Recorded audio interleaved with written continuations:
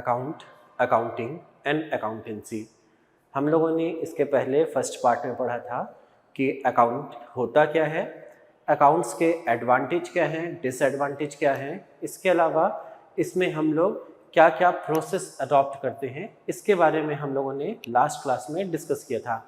आज हम लोग इसके नेचर के बारे में, rule of debit and credit के बारे में और उसके साथ साथ जो टर्मिनोलॉजीज हम यूज़ करते हैं अकाउंट्स में, इनके बारे में डिटेल में डिस्कस करने वाले हैं।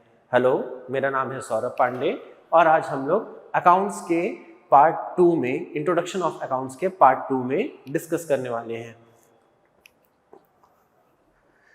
Nature of accounting. Nature of accounting में यहाँ पर आपको दिखाई दे रहा होगा accounts, accounting is a science. Second दिख रहा है आपको अकाउंटिंग इज एन आर्ट और थर्ड आपको दिख रहा है accounting is both science and art. सबसे पहले साइंस के बारे में डिस्कस करते हैं।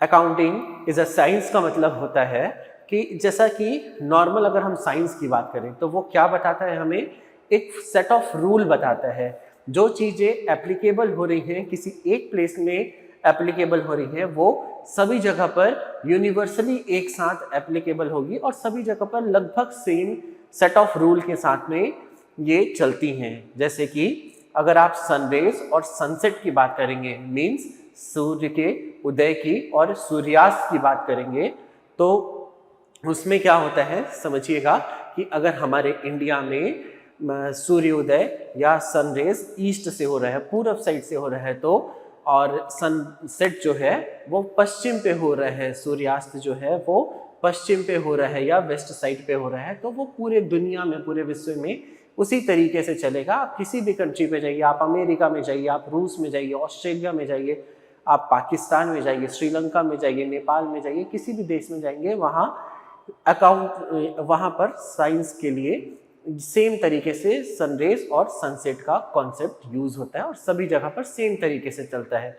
उसी तरीके से अगर आप फोटोसिंथेसिस की बात करेंगे, प्लांट्स के फूड प्रिपेयर करने की बात करेंगे, तो वो भी यूनिवर्सली एप्लीकेबल है, वो भी सभी जगह पर एक जैसा चलता है। अगर हमारे इंडिया में प्लांट्स फूड बनाने के लिए कार्बन डाइऑक्साइड, सनलाइट और उसके साथ साथ अगर वाटर का कंजप्शन करते हैं अपने फूड को प्रिपेयर करने के लिए, तो आप किसी भी कंट्री पे जाएंगे वो उसी तरीके से एप्लीकेबल होगा।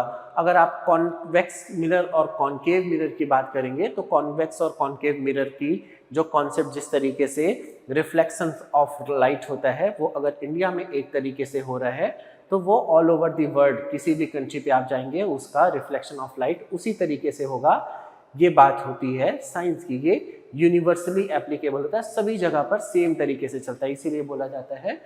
और अकाउंट्स में भी इसी तरीके का होता है। अकाउंटिंग इज एन साइंस की, अकाउंटिंग इज अ साइंस की जब हम बात करेंगे तो अकाउंट्स में भी इसी तरीके से होता है और ये भी यूनिवर्सली एप्लीकेबल होता है। सभी जगह पर लगभग एक तरीके के ट्रांजेक्शन होते हैं, एक जैसे ट्रांजेक्शन होते हैं और उनको रिकॉर्ड करने का प्रोसेस भी उसी तरीके से यूनिवर्सली एप्लीकेबल है, सभी कोई उसी तरीके से यूज करते हैं। सेकंड होता है अकाउंटिंग इज एन आर्ट की बात करते हैं। अकाउंटिंग एक आर्ट है। आर्ट का मतलब क्या होता है समझिएगा, किसी भी वर्क को करने का अपना एक unique way of doing work या क्रिएटिविटी, जब हम क्रिएटिविटी की बात करते हैं तो वो अकाउंटिंग की बात, वो आर्ट की बात होती है।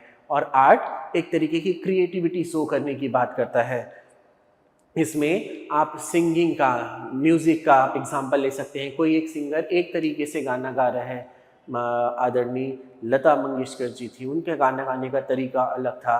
किशोर कुमार थे, उनका गाना गाने का तरीका अलग था। या अभी आप देखेंगे तो पॉप सिंगर्स के गाना गाने का तरीका अलग है, या जो कुछ सिंगर्स है जो इमोशनल म्यूजिक को परफॉर्म करते हैं तो उनके गाना गाने का तरीका अलग है, कव्वाली गाने का तरीका अलग होता है, भजन गाने का तरीका अलग होता है।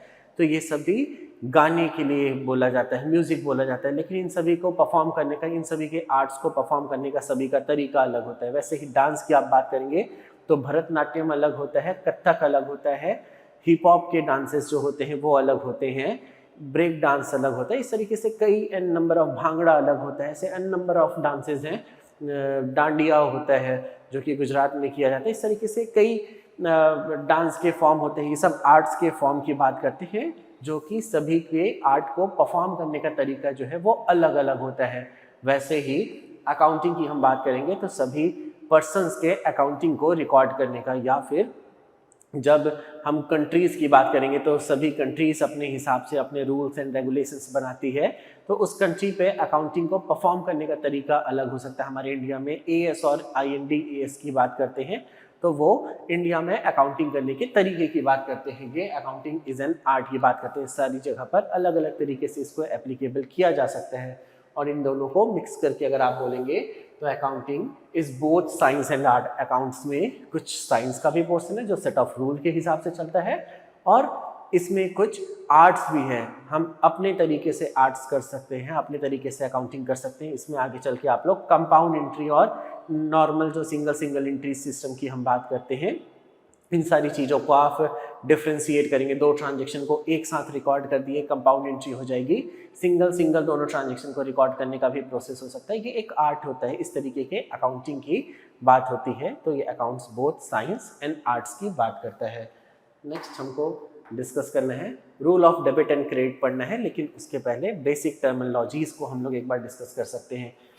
सबसे पहला डेबिट और उसके साथ साथ टर्म यूज होता है क्रेडिट। डेबिट एंड क्रेडिट ये दो साइड है अकाउंटिंग की। जैसे हमारे पास में दो साइड होता है, लेफ्ट और राइट साइड होता है, वैसे ही अकाउंट्स के जो दो साइड होते हैं उसको हम लोग डेबिट और क्रेडिट बोलते हैं। ये अकाउंटिंग के दो साइड्स हैं। नेक्स्ट है बिजनेस ट्रांजेक्शन। जितने भी फाइनेंशियल इवेंट होते हैं बिजनेस के, जितने भी इवेंट्स हो रहे होते हैं बिजनेस के, वो फाइनेंशियल ट्रांजेक्शन के अंदर पे आते हैं।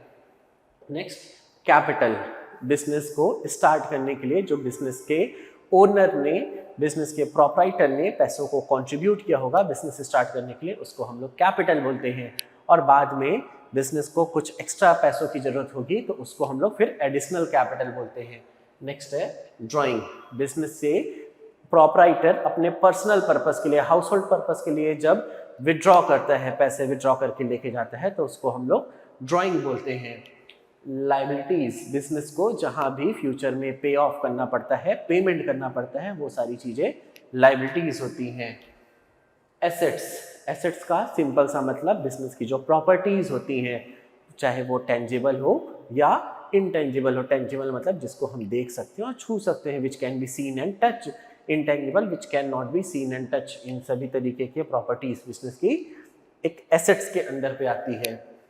दो तरीके के एसेट्स हैं, fixed assets and current assets. Fix assets का मतलब जिसकी लाइफ 1 साल से ज़्यादा की हो, मोर देन 1 ईयर की लाइफ जिनकी होगी उसको फिक्स एसेट्स, और 1 ईयर से लेस की जिनकी लाइफ होगी उसको करंट एसेट्स बोला जाता है। नेक्स्ट है रिसीट्स या रिसिप्ट्स। जितने भी बिजनेस पैसे रिसीव किया होता है या अर्निंग किया होता है, उन सारी चीज़ों को हम लोग रिसीट्स के अंदर पे रखते हैं या रिसिप्ट्स के अंदर पे रखते हैं। इनके साथ साथ रिसीट्स वर्ड या रिसीट शब्द एक जगह और इस्तेमाल होता है, जहां पर एक बिजनेस को जो एक रिटन डॉक्यूमेंट मिलता है, एक पेपर मिलता है, जिसमें जितने भी पेमेंट्स या एक्सपेंसेस के रिकॉर्ड्स होते हैं, जो अदर पार्टी, जिस पार्टी के साथ में आपका ट्रांजेक्शन हुआ होगा उसने दिया होता है आपको, उसको भी हम रिसीट्स बोलते हैं। ये रिटन डॉक्यूमेंट होता है। एक्सपेंडिचर्स। बिजनेस जहां भी पेमेंट करता है वो सारी चीज़ें, या फिर बिजनेस के जो लॉसेस होते हैं, इन सारी चीज़ों को ब्रॉडली हम लोग एक्सपेंडिचर्स के अंदर पे रखते हैं। प्रॉफिट बिजनेस की जो अर्निंग होगी, कमाई होगी, उसको हम लोग प्रॉफिट बोलते हैं। अर्निंग जो एक्सपेंडिचर डिडक्ट करने, एक्सपेंडिचर्स इनकम से एक्सपेंडिचर को डिडक्ट करने के बाद में जो अमाउंट बचेगा वो प्रॉफिट होगा।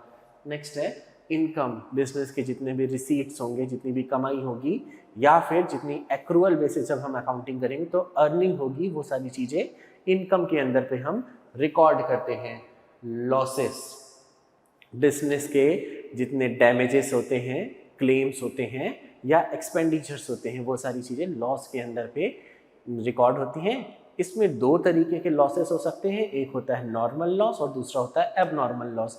नॉर्मल जो एक बिजनेस को रेगुलर अपने बिजनेस को रन करने पे हमेशा ही होता है।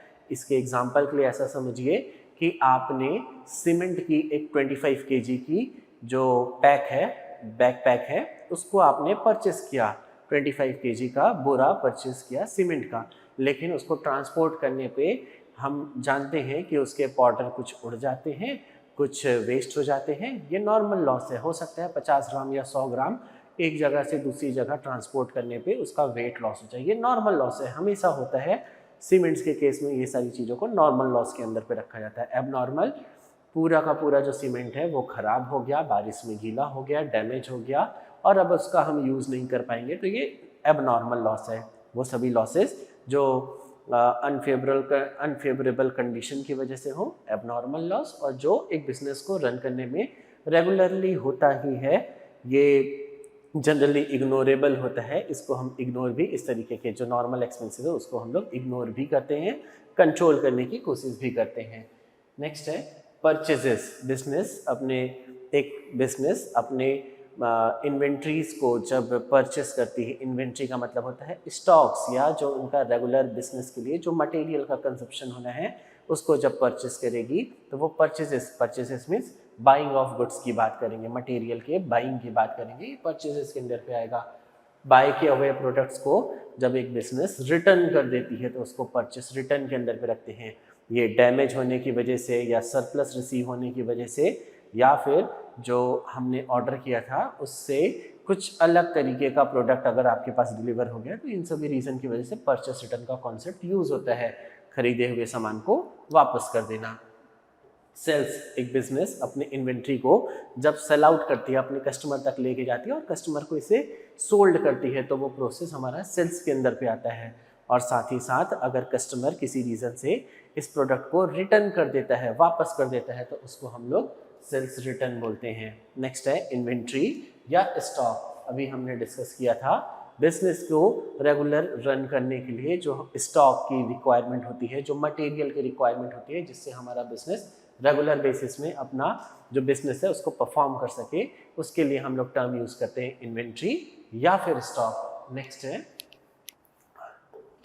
डेटर्स। डेटर्स का मतलब होता है वो सभी पार्टीज, वो सभी पर्सन जिनको हमने उधार में, क्रेडिट में सामान बेचा हुआ है, वो डेटर्स के अंदर पे आते हैं। ये वो लोग हैं जो हमसे सामान खरीद के लेके गए हैं उधार में। क्रेडिटर्स, क्रेडिटर का सिंपल सा मतलब वो पार्टीज, वो पर्सन जिससे हमने गुड्स को उधार में परचेस किया होगा, हम जाके उनसे सामान खरीद के लेके आए हैं, और ये सामान उधार में अगर खरीद के लेके आए हैं तो वो जो पार्टी है वो हमारे लिए क्रेडिटर होंगे। ये गुड्स को क्रेडिट में सप्लाई करने वाली पार्टी होती है। बिल्स रिसीवेबल, डेटर्स ने रिटर्न पे आपको प्रॉमिस टू पे दे दिया हुआ है निगोशिएबल इंस्ट्रूमेंट एक्ट के अंदर पे, डेटर्स ने आपको दिया है, तो ये बिल्स रिसीवेबल, क्योंकि फ्यूचर में पैसा आपको मिलेगा। अगर आपने अपने क्रेडिटर को रिटर्न में प्रॉमिस टू पे बोला हुआ है कि हम कुछ दिन बाद पेमेंट कर देंगे, तो ये आपके लिए बिल्स पेबल होगा। अगेन ये भी निगोशिएबल इंस्ट्रूमेंट एक्ट के अंदर पे कवर है। नेक्स्ट है बैड डेट्स। वो सभी डेट्स के पोर्शन या डेटर का वो पार्ट जो पेमेंट नहीं कर पाने वाले और फ्यूचर पे नहीं करेंगे, तो इस तरीके के जो चांसेस होते हैं उसको अगर डाउटफुल है तो प्रोविज़न फॉर डाउटफुल रखेंगे हम उनको, और इन केस उन्होंने पूरी तरीके से डिनाइल टू पेमेंट कर दिया है या वो इंसॉल्वेंट हो गए हैं, तो उस केस में उनके जो डेट्स होते हैं, उनके जो उधार होते हैं, वो हमारे लिए अब बैड डेट्स होंगे, वो पैसे पूरे डूब गए। नेक्स्ट है depreciation. Decrease in the value of assets को हम लोग डेप्रिशिएशन बोलते हैं। जब एसेट्स को आप यूज़ करेंगे तो आपके एसेट्स की वैल्यू धीरे धीरे कम होती जाएगी। इसका एग्जांपल ऐसा समझिए कि आपके पास में मोबाइल फ़ोन है, आपने इसको ख़रीदा था 20,000 रुपये में, लेकिन आज की डेट में जब आप उसको बेचने जाएंगे तो उस एसेट्स के लिए आपको सेम अमाउंट का पेमेंट नहीं होगा, उसके लिए आपका कस्टमर आपको 20,000 रुपये नहीं देगा। ये जो वैल्यू डिक्रीज़ हुई है वो डेप्रिशिएशन है। आपके घर पे बेड रखा हुआ है, आपके घर पे फर्नीचर रखे हुए हैं, आपके घर पे रेफ्रिजरेटर रखा हुआ है, उनकी वैल्यू हर साल थोड़ी थोड़ी डिक्रीज़ हो रही है, ये उन पे लगने वाला डेप्रिशिएशन होगा। वैसा ही सेम बिजनेस के जो एसेट्स हैं उनकी वैल्यू जैसे ही डिक्रीज़ होगी उसको हम लोग डेप्रिशिएशन बोलते हैं। नेक्स्ट है डिस्काउंट। डिस्काउंट का मतलब ये एक तरीके का सेल्स के टाइम पे या परचेस के टाइम पे मिलने वाला ऑफर है, जो कि जो MRP है या लिस्ट प्राइस है उससे कुछ कम वैल्यू पे गुड्स को परचेस या सेल्स करने का ऑफर जब अपने कस्टमर को मिलती है एक बिजनेस की साइड से, तो वो डिस्काउंट होता है। डिस्काउंट में भी दो तरीके के डिस्काउंट होते हैं। पहला होता है ट्रेड डिस्काउंट। ट्रेड डिस्काउंट का सिंपल सा मतलब ऐसा होता है कि वो ऑफर जो कि सभी कस्टमर्स के लिए ओपन है। हम मार्केट में गए, एक एग्जांपल के लिए हम एक मल्टी ब्रांड शोरूम पे गए और वहाँ पर लिखा था फ्लैट 50% ऑफ। मैं जाऊँगा तो मेरे लिए भी स्टॉक में 50% ऑफ हो जाएगा, कोई एक दूसरा पर्सन जाएगा तो उसके लिए भी स्टॉक में 50% ऑफ हो जाएगा। इस तरीके के जो डिस्काउंट है वो ट्रेड डिस्काउंट के लिए आएंगे, सभी कस्टमर के लिए सेम डिस्काउंट मिलना है। नेक्स्ट है कैश डिस्काउंट। ये अपने कस्टमर को इमीडिएट कैश पेमेंट के लिए ऑफर करने का या जल्द से जल्द कैश पेमेंट करने के लिए ऑफर करने की बात करता है। कैश डिस्काउंट में एक जो प्रोपराइटर होता है, एक बिजनेस ओनर होता है या बिजनेस का जो मैनेजमेंट होता है वो अपने कस्टमर से जल्दी कैश रिसीव करने की बात करता है और उसके लिए उसको कुछ कैश में जब पेमेंट होता है इमीडिएट पेमेंट करने के लिए कुछ डिडक्शन देने की बात करता है। ये कैश डिस्काउंट होता है। Offer for immediate payment of cash की ये बात करता है। नेक्स्ट हम लोगों को rule of debit and credit पढ़ना है। ये काफ़ी इजी और काफ़ी ज़रूरी कॉन्सेप्ट है। इसके बिना अकाउंटिंग इनकम्प्लीट है, या ये समझ लीजिए कि अकाउंटिंग का फर्स्ट स्टेप ही है। अभी तो एक छोटा बच्चा जैसे अपनी वर्ड्स को फ्रेम करता है, शब्दों को समझता है, अभी तक हमने सिर्फ वही समझा है, लेकिन उसको एप्लीकेबल कैसे करना है। एक एग्जांपल के लिए एक छोटे बच्चे को कोई खिलौना चाहिए, कोई टॉयज चाहिए, वो अपने पेरेंट्स को बताएगा कि मेरे को डॉक्टर सेट चाहिए। ये डॉक्टर सेट जब चाहिए उसके लिए उसको डॉक्टर क्या होता है वो पता होना, उसके इंस्ट्रूमेंट्स क्या होते हैं वो पता होना, और उसके बाद में उससे कैसे खेला जाता है इनके बारे में, और डिमांड करें तो मेरे को चाहिए, मैं दूंगा नहीं, तो ये शब्दों के बारे में उसको पता होना चाहिए। तब तो जाके वो एक पूरा सेंटेंस या वर्ड को फ्रेम करेगा। बस वैसे ही अभी तक जो हमने पढ़ा है वो सिर्फ वर्ड्स की बात किया है, शब्दों की बात किया, टर्मिनोलॉजीज की बात किया है। अब हमको इनके डेबिट एंड क्रेडिट के रूल्स पे डिस्कस करना है। बेसिकली अकाउंट्स को रूल के पॉइंट ऑफ व्यू से अगर आप देखेंगे तो दो कॉन्सेप्ट में डिवाइड किया हुआ है, ट्रेडिशनल कॉन्सेप्ट और मॉडर्न कॉन्सेप्ट। ट्रेडिशनल कॉन्सेप्ट नाम से ही समझ में आ रहा होगा पहले आया है, मॉडर्न कॉन्सेप्ट नाम से ही समझ में आ रहा होगा उसके कंपैरिजन में वो कुछ समय बाद में आया हुआ है। ट्रेडिशनल कॉन्सेप्ट में अकाउंट्स को पहले दो पार्ट में और उसके बाद में सेकंड पार्ट को फिर से दो पार्ट में क्लासीफाई किया है और ओवरऑल पे तीन पार्ट बन जाते हैं। इसमें पर्सनल और इम्पर्सनल अकाउंट होते हैं। इम्पर्सनल अकाउंट का मतलब होता है जहां किसी पर्सन की बात नहीं हो, हमारे आपके जैसे लोगों की बात ना हो, वो इम्पर्सनल अकाउंट होता है। इसमें भी दो पार्ट में डिवाइड किया हुआ है। Real account. Real account means वो सारी चीज़ें विच कैन बी सीन और टच बाई अस, वो सारी चीज़ें जिसको हम देख सकते हैं या छू सकते हैं वो सब रियल अकाउंट के अंदर पे आएगा। यहाँ फर्नीचर रखा हुआ है जो कि हमें दिखाई दे रहा है, तो वो विच can be seen and touch के जो फॉर्मूला है या कॉन्सेप्ट है उसमें फुलफिल हो रहा है, तो ये रियल अकाउंट होगा। ये बोर्ड आपको दिखाई दे रहा है और ये टच भी हो सकता है, और ये जब टच हो सकता है तो it can be seen and touch, ये रियल अकाउंट के अंदर पे आएगा। और ये सारी चीज़ें या तो हमारे पास में आएंगी या हमारे पास से जाएंगी। जब आएंगी तो डेबिट व्हाट कम्स इन और क्रेडिट व्हाट गोज आउट। जब आ रहा है तो डेबिट और जब जा रहा है तो क्रेडिट करना होगा। Debit what comes in, credit what goes out. Furniture हमारे पास में आया डेबिट, जा रहा है तो क्रेडिट। परचेस किए थे तो आया होगा डेबिट, सेल्स किए होंगे जा रहा होगा क्रेडिट। या फिर ये बोर्ड हमारे पास में आया होगा तो डेबिट और जब बेच देंगे जाएगा तो क्रेडिट हो जाएगा। Debit what comes in, credit what goes out. Second है nominal account. Nominal account means सिर्फ नाम मात्र के अकाउंट है जो एक्चुअली हमारे बीच में एग्जिस्ट नहीं करते हैं, लेकिन बिजनेस के टर्मिनोलॉजीज पे ये एग्जिस्ट कर रहे होते हैं। इनको हम लोग नॉमिनल अकाउंट के अंदर पे रखते हैं। इसमें बिजनेस के जो एक्सपेंडिचर्स होते हैं इंटेंजिबल होते हैं, दिखाई नहीं देती है। सैलरी एक बिजनेस अपने एम्प्लॉयज़ को पे कर रहा है, कैसी होती है सैलरी नहीं पता। रेंट कैसा होता है हम पे तो करते हैं, लेकिन वो फिजिकली कैसा होता है वो हमको नहीं पता। या फिर इंटरेस्ट कैसा दिखाई देता है, कमीशन कैसे दिखाई देते हैं, इन सारी चीज़ों के बारे में हमको ये कैसे दिखते हैं वो नहीं पता, लेकिन हमारे बिजनेस के ट्रांजैक्शन में ये एग्जिस्ट करते हैं, इसलिए ये इंटेंजिबल के कैटेगरी पे आते हैं जो दिखाई नहीं दे रहे हैं, और इसीलिए इसको नॉमिनल अकाउंट बोला जाता है, नाम मात्र के अकाउंट बोला जाता है। इंटेंजिबल एसेट्स चीज़ है, हम सिर्फ इंटेंजिबल की बात कर रहे थे, ये दिखाई नहीं दे रहे हैं। नॉमिनल अकाउंट के अंदर पे debit all expenditure and losses, credit all income and gains, salary, commission, rent या इंटरेस्ट हमने जब पे किया होगा, इंश्योरेंस हमने पे किया होगा, ट्रांसपोर्टेशन चार्जेस हमने पे किया होगा, ये सब एक्सपेंस होगा। इस केस में ये सब हमारे लिए डेबिट साइड पे रिकॉर्ड होगा। Debit all expenses and losses, commission, interest, rent अगर हमने रिसीव किया होगा उस केस में वो हमारी इनकम है, और credit all income and gains के हिसाब से हम इसको क्रेडिट साइड पे रिकॉर्ड कर लेंगे। नेक्स्ट है पर्सनल अकाउंट, और पर्सनल अकाउंट में रूल होता है पर्सनल अकाउंट का, debit the receiver, credit the giver. जो रिसीवर है उसको डेबिट साइड में, और जो गिवर है जिसने सामान दिया होगा उसको क्रेडिट साइड पे हम रिकॉर्ड करेंगे। Debit the receiver, credit the giver का यहाँ पर रूल हम लगाते हैं।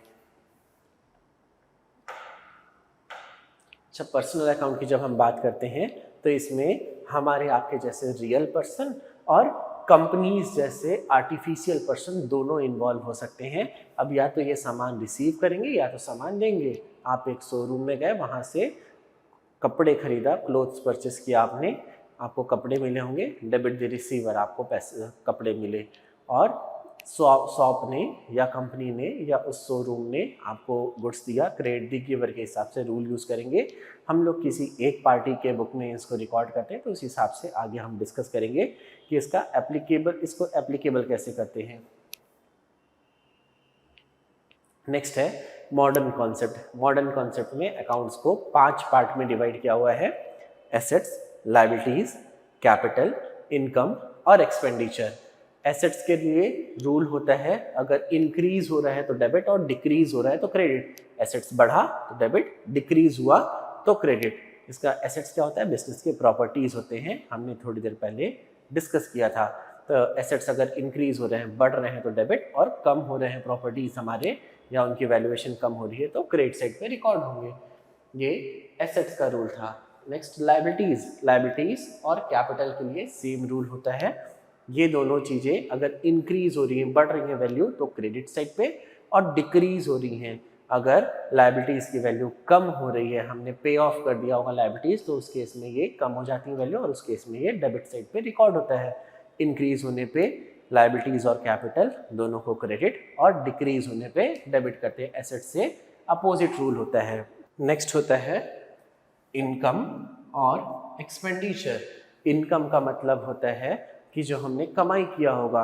ट्रेडिशनल कॉन्सेप्ट में भी हम लोगों ने इसके लिए रूल पढ़ा था, debit all expenses and losses, credit all income and gains. उसी तरीके से यहाँ पर भी यूज होगा, लॉसेस, एक्सपेंडिचर्स हमेशा डेबिट साइड पे, इनकम या गेन या फिर प्रॉफिट जो होंगी उसको हमेशा क्रेडिट साइड पे हम रिकॉर्ड करते हैं। तो इस तरीके से बेसिक अकाउंटिंग रूल हम लोग यूज करते हैं। एक बार फिर से रिकॉल करते हैं। एसेट्स के लिए रूल होता है, अगर इंक्रीज हुआ है तो डेबिट, डिक्रीज हुआ है तो क्रेडिट। लायबिलिटीज और कैपिटल का रूल सेम होता है, डिक्रीज होने पर डेबिट साइड पे और इंक्रीज होने पर क्रेडिट साइड पे। इनकम का कॉन्सेप्ट बोलता है कि ये हमेशा क्रेडिट साइड पे, और एक्सपेंसेस हमेशा डेबिट साइड पे रिकॉर्ड होगा। ये सिंपल सा हमारा रूल होता है मॉडर्न कॉन्सेप्ट में। आज की क्लास में हम लोग इतना ही रखते हैं। नेक्स्ट क्लास में इसके आगे पार्ट 3 पे हम लोग आगे डिस्कस करेंगे इंट्रोडक्शन। मैंने जैसा आपको बताया था कि हम 3 पार्ट की ये सीरीज़ लेके आ रहे हैं, जिसमें अकाउंटिंग के पूरे जो इंट्रोडक्शन का पार्ट है हम उसको कवर करने वाले हैं। ये पार्ट 2 था। पार्ट 3 में हम लोग इसके आगे डिस्कस करेंगे। Thank you.